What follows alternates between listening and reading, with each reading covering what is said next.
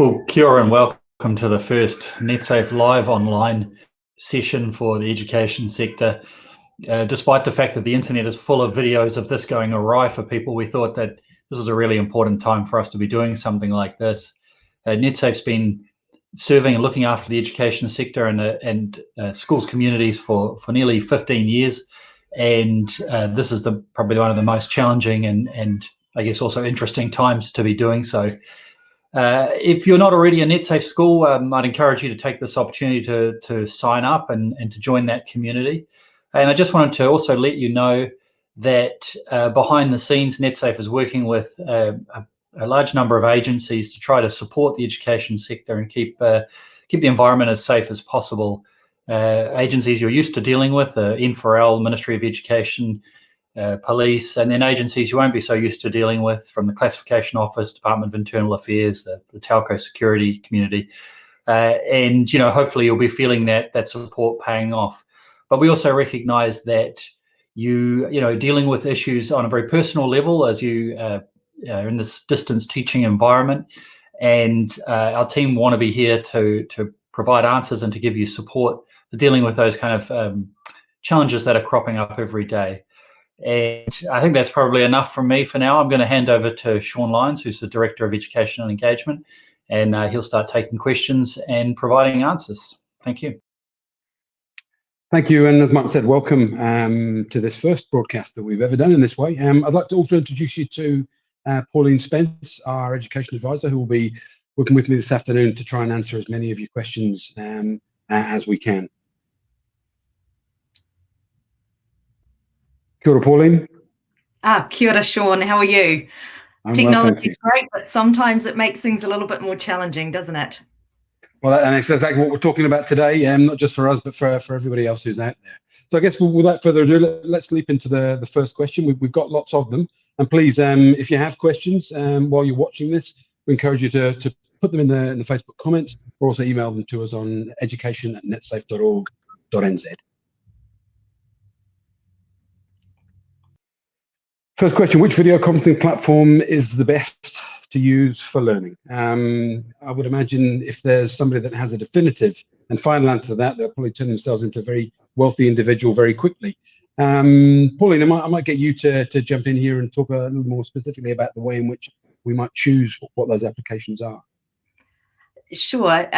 Probably the first thing schools need to do when they're weighing out which platform to use or which one's best is working out, what they want out of it. What's the purpose of this platform going to be? Is it going to be just for a catch up with students? Is it going to be for learning or facilitating that learning? And once schools work out that, then that immediately rules out a couple of options. And then it's a case of a school really sitting down and weighing up, okay, what does each platform bring? How does it meet our objectives? How do the privacy and security settings align with our school policies and expectations around that? And it's really about doing a thorough review, identifying potential risks that might come with the use of that platform, and then putting in place steps that might be able to mitigate some of those risks. Netsafe put together a resource, the Digital Safety Management Plan, and that basically helps step schools through that process of review. So work out your objectives, work out which options are available, and then do a review. Work out which ones suit your needs best. Yeah, I think just to add to that, I think once you've been through that process, once you've made those decisions, make sure you talk to your community around what it is that you've done, the choices that you've made, why you're using that, and then make sure they feel fully informed about the choices you've made, the platforms that you're going to use, and why you're going to use them. I think that is one of the things that helps stem those kind of confused and sometimes problematic questions that come from our communities, from parents and whānau, that are with the kind of why, why are we using that? I think it's a really important thing that we make sure they understand why we're using the technology. Maybe at the moment it's a little more obvious, but certainly why we've chosen one particular platform over something they may be more familiar with from their own working environments. Next question, what can I be doing as a teacher to make sure I am as safe as I can be when working remotely? Pauline? Do you know, probably the first thing is do a stock take of your own of your own security and safety around the platforms you use. How safe is your system? Getting the latest update of your operating system, making sure you've got two-factor authentication in a lot of your accounts if possible. Avoiding using your personal accounts, when you're interacting in some of these spaces. So set up professional accounts is really important. Having a really good understanding of how the platforms that you're using works, understanding their privacy and security settings. And I think if you have a lot of those things in place, it certainly helps improve your personal security. And once that's secure and you're feeling really confident, you're going to be far more able to support young people in this space as well. Yeah, I think so. I think also just one other point I think to add, be cognizant that I guess we are now broadcasting, transmitting and receiving transmissions often from individuals' homes, and that may well change people's ability to participate, may change where and when they're able to participate. And I think as educators we need to be mindful of that, but also mindful that you may be the same thing, you may be transmitting, broadcasting from your own home. So being aware of your surroundings, of other people in your home at the time, and other people in the homes of the children that you're talking to, and just being mindful that this is a very different environment, even though what you may be setting up is something that feels more like a classroom. Oh, next question. As a school, how do we decide which platform or app to use? Links quite nicely to the question we had previously about working out what to use and which is the best option. It's really important from a school's perspective. There are a lot of young people out there, they're sharing home spaces with children or young people from different schools. And so it's really important that we, keep things fairly tight, don't have a million different options. Look at a school approach. What do we want to do as a school? How are we going to, interact and provide learning opportunities for young people in this space? And as I mentioned earlier, it's about identifying what you want out of the use of this platform or app, and then going through that process of review. What is the best thing? What are the potential risks? What are the steps that we can put in place to mitigate some of that risk? And then, as Sean mentioned earlier, being really transparent about the decisions you've made, because as he said, there's a lot of anxiety out there within the community, especially, as we're asking parents to support in this space and they might not feel as comfortable. So being really transparent about why you're using something, how it's going to be used, and how you're going to manage it at a school level. Great answer.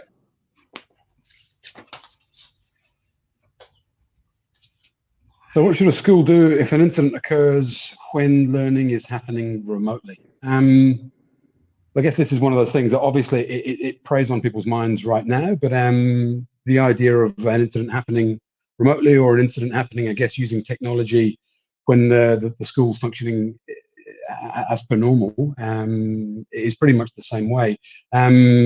Netsafe has an incident response plan that we advise all schools to use. It clearly lays out step by step what it is that a school should do depending on what type of incident has occurred. Obviously, we have in this country a number of legislations that help protect individuals, not just at schools, but wherever they are, against harm that might be experienced online. The Harmful Digital Communications Act being one of them. Netsafe has a function to help individuals that fall foul as a result of harmful digital communications online, and schools do have a special role to play in that they can take action on behalf of young people that may be experiencing harm online whilst they are learning. And I think it's really important that, a school front foots things, not waiting for an incident to happen and then going, oh, what do we need to do? But actually being prepared. And part of that review process helps to put those steps and plans in place.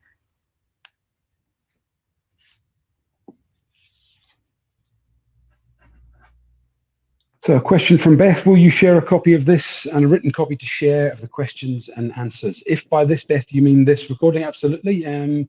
This is being recorded as it goes, and it will be made available on our Facebook page, and we'll obviously there'll be details of how to get hold of that. We'll give you details at the end of the session and let you know how you can get hold of it. But yes, we are making a recording of both this and all the questions that come in.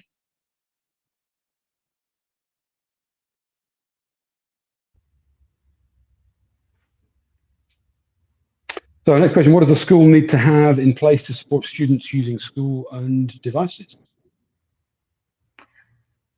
Can I grab this one, Sean? Great. It's most important that schools have really clear expectations and policies in place. And that is the case regardless of if learning is happening face-to-face in the classroom in the school environment or happening through this blended or remote period of time. Really clear expectations around how the device is going to be used, what it's going to be used for, who's going to use it. And then also schools need to be clear about what they're providing. What's this device able to do? Have they ensured that it's clear and free of any other material that might have been used in a classroom environment? And just making sure, what security measures have been taken. And also giving families and whānau really clear guidance to that effect. What's being provided, what security things are in place, and then how and when and why and who will be involved in its use. Next question, do we need to create a new online safety policy to cover remote learning? I can see you chomping at the bit there, Pauline. No, look, you don't need to create something new. I think it's really important, these policies, the online world's changing really quickly, and really, really clear at this time in particular. And so policies around the safe and responsible use of any technology, digital devices or online platforms needs to be updated and reviewed regularly. And this is probably a perfect time for schools to be doing that, reviewing it and making sure their policies do encompass and include the online space, especially when learning happens in a remote way. So no, you don't have to create something new, but review what you've got in place and make sure that it covers this new period of time. Netsafe has made some changes, I guess, to its existing sort of policy fragments and policy templates to reflect some of those changes that you might want to think about. But with all of these, with all these answers that we're giving here, in terms of how things have changed in this specific environment, as Pauline said, yes, it's time to review. Yes, it's time to think about that.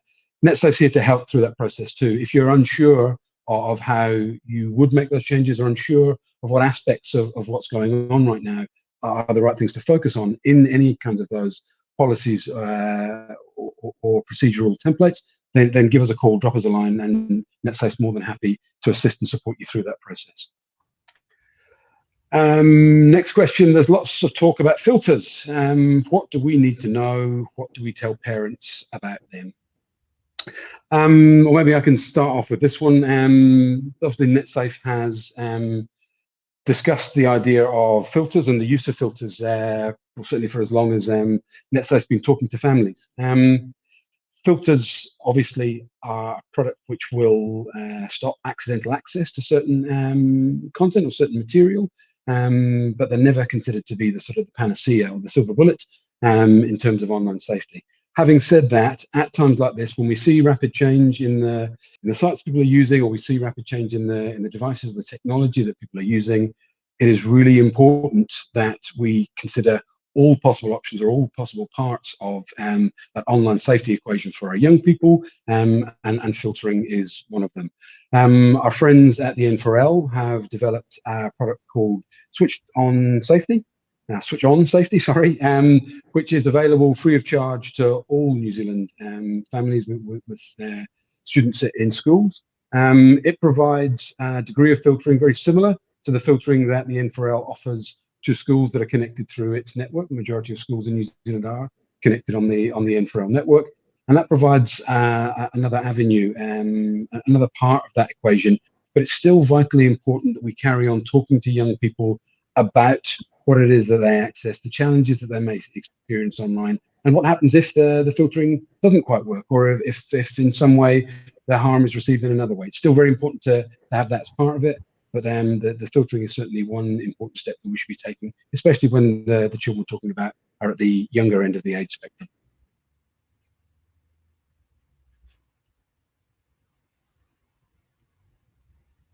Great. Have we got another question? Oh, there we go.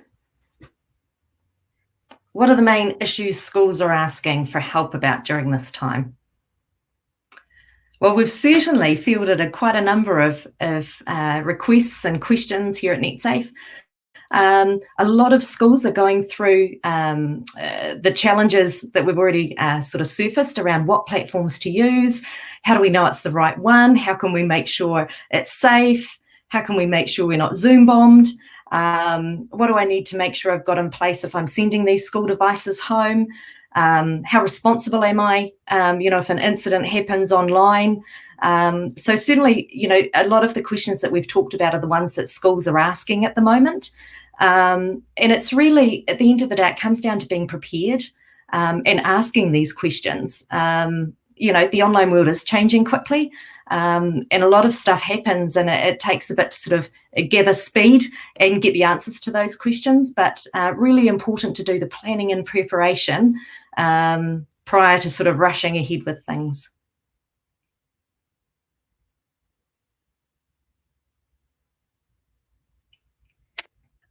As a counsellor, how can I still support students safely when working remotely? This is a very difficult question, and one that we have, I guess, been asked on more than one occasion. There's certainly an increasing number of practitioners, necessarily directly in the education sector, but in the counselling arena, that are increasing the amount of what I guess is called telehealth consultancy. So using this technology, and I guess it's not new to many people, but it may obviously be new to people in this particular environment. So I think there are certainly challenges that go with that. But I think it's not to say that we can't encourage school counsellors to continue the contact they have with young people using this technology. It just means, as we said before, we need to be very conscious as a practitioner of some of the pitfalls, I guess. The fact that we're talking in a one-to-one environment with young people, but we need to be aware that there could be other people in that home environment where we may not be able to see exactly where it is within that home. And we may also have concerns, depending on the age of those people that we're talking to, about who else should be there, whether or not we have the right kind of parental consent. And I know I've certainly heard from a number of counsellors that they are requesting that a family member is there and present for some of those sessions where that's appropriate. But obviously, there is no, I don't think there is a total solution to this, but it would be certainly our encouragement to not allow the technology gap to be something that cuts young people off from this kind of support. Yeah, thanks, Sean. And it's also really important, just before we go on to the next question, to remember, from a counselling or a pastoral perspective, it's about making sure we have our own security and safety in place as well. So as well as ensuring that of our young people, it's making sure, that we're using professional accounts and not our personal one, that we feel really comfortable working in the platform, and that we understand how the security and the privacy settings work, and that we also set really clear expectations. This is when I'm going to be available. This is how you contact me. This is, how we're going to, store information. All those sorts of things really need to make sure you've thought through really clearly prior to using. Right, next question. How can we support parents right now as educators? Well, it's a vital part, there's no doubt, and it's something that Netsafe has said again for as long as we've been talking to schools. We've recognised, as schools do, the importance of parents in the equation in terms of supporting the online safety of young people. And now, more than ever, as we're not just asking parents to take an ancillary role in that, we're asking parents to act directly as educational guides alongside their children as they participate in remote or distance learning. We recognise that support is vital for parents, and that parents, both parents' confidence and capability in terms of online safety is vitally important. In response to that, Netsafe have put out what we call an online safety parent toolkit, which you can access from our website under the parent tab, or from netsafe.org.nz/digital parenting. It's a 7-step framework that provides parents with, the right tools, the right guidance, the right insights to go through in order to support young people right from that kind of early understanding or discovery phase in terms of what it is that young people are doing with technology, right through to how to have the conversations around there, to writing treaties for what is understood and accepted, behavior online or activity online, right through finally to the plan that we make with our young people to make sure that they feel supported should things go wrong. So, like I say, we understand the vital role that parents have. We understand that schools will be getting questions around that. How do you expect us to support young people? And hopefully schools can point their communities to that online safety parent toolkit to help support them at this difficult time. Great. It looks sort of like we've got a question there about Facebook being a good platform to share online learning for early childhood centres. What would you suggest, Sean? I think if we're looking at sharing resources between adults, so if you're talking about early learning centres helping support parents as they sort of fill in the gaps in that process, I think, obviously if your parents are there, if your community is on Facebook, then that's a hugely appropriate place to share that content. Obviously, as a centre, you can set up pages that are private. You don't have to expose any individuals' personal Facebook pages, and indeed that's our advice when organisations are in contact with parent bodies. It's better to set up a page rather than use somebody's personal account. And I think, as I said, that's appropriate where we're talking about services reaching out, contacting parents. Obviously, if what we're trying to do is share resources with students directly, maybe that's not such a good platform, maybe not so appropriate in the ECE sector, but certainly you must be mindful, whoever you are, that if there are kind of terms and conditions around the use of Facebook, and those under 13, strictly speaking, by those terms and conditions, should not be on that platform. So perhaps if the audience that we're trying to reach is under that age, then Facebook is not necessarily the right platform to be using. Great. Now, we did have a question, and it's one that's just come through, and it was about, what can I do if I feel my online information has been abused or compromised if I'm using one of these platforms in a professional setting? Well, I suppose that pretty much depends on what someone's perception is of being used or abused. Obviously, there are any application that functions here in New Zealand should be party to the New Zealand Privacy Law, New Zealand Privacy Act. And if you believe your information has been breached, your privacy has been breached, then certainly that's a matter that you need to bring up with the Office of the Privacy Commission. I think certainly in the first instance, you should share your concerns perhaps with the organisation that you're using the platform with, just to make sure that what you're seeing isn't either the normal function of the application or something that they weren't expecting. Then perhaps that organisation that's brokering your connection through that app can contact the app directly and talk to them about your concerns. It's a little bit after the horse has bolted in terms of the question, but certainly I think whenever any of us are signing up to use an application, even if it is recommended by an organisation that we trust or an individual that we trust, it is really worth at the time taking the time to read through the terms and conditions, the privacy statements that these apps have, and make sure that we are comfortable as individuals with the stance that the platform takes or the app takes on our own personal information, their use or their sharing with third parties, and give ourselves a position that we are making an informed choice or an informed decision around whether or not we want to use that application. If there is something in there that troubles us, then again, either talk to the platform to make sure it's not our own misunderstanding, talk to the people that recommended the platform, and if you're really unsure, contact Netsafe, give us a ring, and we might be able to chat that through with you and help you to understand what's going on and give you some options as to what the next steps might be in that particular circumstance. Great, thanks, Sean. We've got another question here that came through via email. It says, how can we ensure the safety of our students and coaches now that training is happening remotely? So those sports clubs and so forth that are suddenly finding some of the interactions are happening in an online space. Do you want to take this one, Sean, or do you have sure, yeah. No, I'm happy to start off.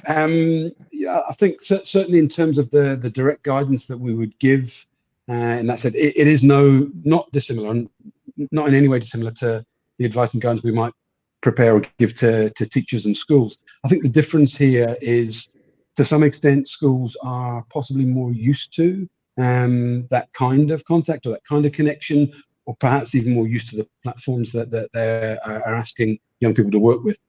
If in a sports team or a coaching environment that this is not something that's been done, I think certainly for a coach that's trying to do the right thing and trying to motivate a team or a group of sports people to keep going during this time, I think it's certainly worth them checking with a colleague at the school and work out how other subject areas maybe are doing it, how the school's sort of academic function are handling that, and trying to make sure that they work within the same remit. You talked before about the digital safety management plan.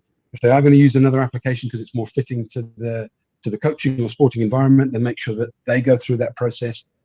Find a sponsor within the school to go through that process with them, and make sure again that they are happy, that the application they've chosen is the right one, and that the school understands and backs that decision, and that there are other people involved in that process, so that coaches or sports coaches aren't left feeling sort of isolated and out on a limb. Yeah, and I think it does come down to transparency as well, and I know we've mentioned that several times this afternoon, Sean. It's about, why are we using it? How are we going to use it? What are the expectations when we're using it with young people? What steps have we got in place if something doesn't happen as we'd planned? And that transparency with all parties, removes a lot of the anxiety that goes along with it.